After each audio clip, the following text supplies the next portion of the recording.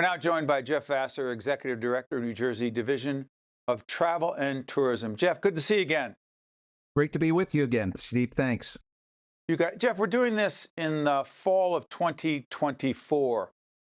What is the most compelling reason why New Jersey tourism and travel is hot right now? Well, because of the diversity of offerings that we're promoting, people historically just thought of us as the shore. And frankly, after Labor Day, people weren't thinking much about New Jersey anymore. And what we're doing is talking a lot about what there is to do in the fall and the winter. And additionally, we're talking to an expanded audience. Our reach is now into Europe, Canada, Mexico, and a lot of it has to do with the upcoming World Cup. It just gives us a new audience and a new way of talking to folks. So now we're talking about agritourism. In the fall of 2024, we're talking about the 750,000 acres of farmland that we have and how people can go do pumpkin picking and apple picking and go to a variety of festivals and enjoy the farm-to-table restaurants that we have to offer. So there are a lot of new things to talk about, and I think that's why people are now focused more on New Jersey, right after Labor Day. You mentioned the World Cup. Connect the World Cup to tourism in the state. What could it really mean when it comes to New Jersey? Well, first of all, Steve, the economic impact for the World Cup is going to be tremendous, and New Jersey is unique in a sense that not only are we hosting 8 games, including the finals at MetLife Stadium, we're also going to benefit from the 6 games that are being played in Philadelphia. So South Jersey is going to get a tremendous economic impact. North Jersey is going to get a much greater economic impact. And we are centrally located for all the people that are going to be doing Philly, New Jersey, Boston, Toronto. So what we're trying to do is encourage people to make base camp, if you will, in New Jersey, because we're central to, being able to veer off and try other venues. Additionally, during the off days when there's no games being played, take advantage of the fact that you're in the middle of 2026 and it's the Revolutionary War celebration, the semi-quincentennial, the 250th anniversary, all of those things. And New Jersey has more than 150 Revolutionary War sites. And we want to encourage people to go explore that and take advantage of the attractions and the restaurants and everything that's nearby. So we're encouraging our destinations to bundle, if you will, hotels, restaurants, other attractions, and incorporate all of the things that people want to see and do on the days that they're not, experiencing a match at the World Cup.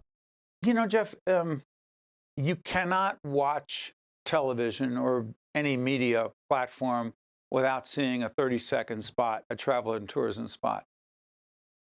To what degree do you change those 30-second spots, you and your team and the marketing folks? How do they change, and do they change by season, events, opportunities? Like, what's the strategy there? It's primarily by season, Steve. So, in March, April, we're starting to talk about summer because we want people to book in advance and and whether you're doing a hotel room or you're doing an Airbnb or renting a house.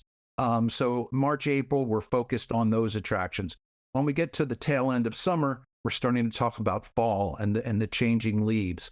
So on TV, we're doing a broader outreach. But then when we're in, magazines or, we're doing Facebook or other digital, we're zeroing in on specific attractions. For example, many people don't realize that Cape May is one of the top birding destinations in the country.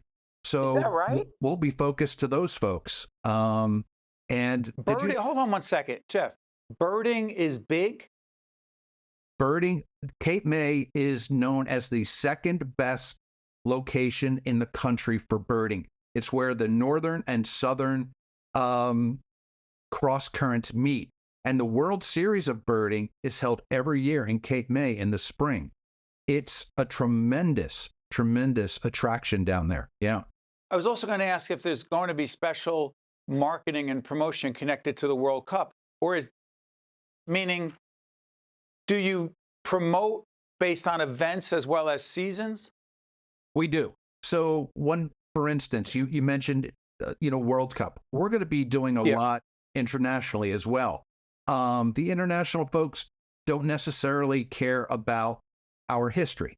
But if we talk to the German market, our research has shown that the German market really cares about the beaches.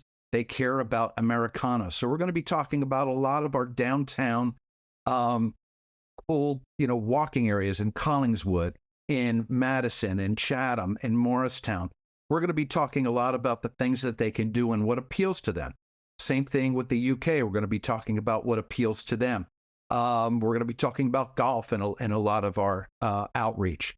They're interested in golf and the beach and the restaurants. They want to see what we do. And of course, we want to push our vineyards. We have over 100, 150 awesome. breweries and the wineries, and everybody wants to see those. I'm curious about this, Jeff. How did you find yourself in this position leading travel and tourism in the state? Well, I used to be the president of the Atlantic City Convention and Visitors Authority, which happens to be a state authority for years. So some of the people that were involved in the Murphy administration remembered my work from there.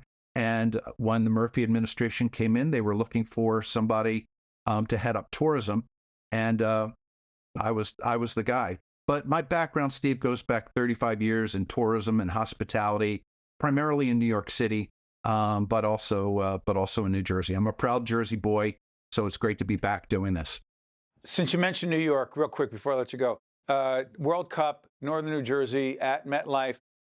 Are we competing with New York for where people are going to be when games are not played? No, we are. Our bid was New Jersey and New York City. So they are our partners in this. So when we are advertising, when we're promoting internationally, we're going to be working with New York City. And we're going to be using, frankly, New York City as a hook. Everybody wants to go to New York City. It's primarily first timers. So we want to encourage them to go to New York and then come over here and experience something different. Not the least of which is no tax on clothes. That should be a slogan by itself. Jeff Vasser is Executive Director of New Jersey Division of Travel and Tourism. Jeff, thanks so much for joining us. Thanks for having me, Steve. You got to stay with us. We'll be right back.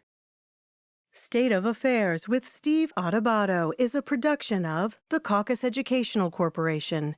Funding has been provided by Valley Bank, the New Jersey Economic Development Authority, Hackensack Meridian Health, NJM Insurance Group, the Turrell Fund, a foundation serving children, United Airlines, the Port Authority of New York and New Jersey, the New Jersey Education Association, and by New Jersey Sharing Network. Promotional support provided by New Jersey Monthly and by Meadowlands Chamber. A cancer diagnosis changes everything. So does where you go for treatment. Where other cancer centers offer radiation, at Hackensack Meridian John Theurer Cancer Center, we're utilizing the world's most advanced precision radiotherapy That can pinpoint and destroy your cancer. Some perform clinical trials, but we have one of the nation's most rapidly growing drug discovery programs. Providing hope with the medicine of tomorrow. New Jersey's best cancer center. Know the difference.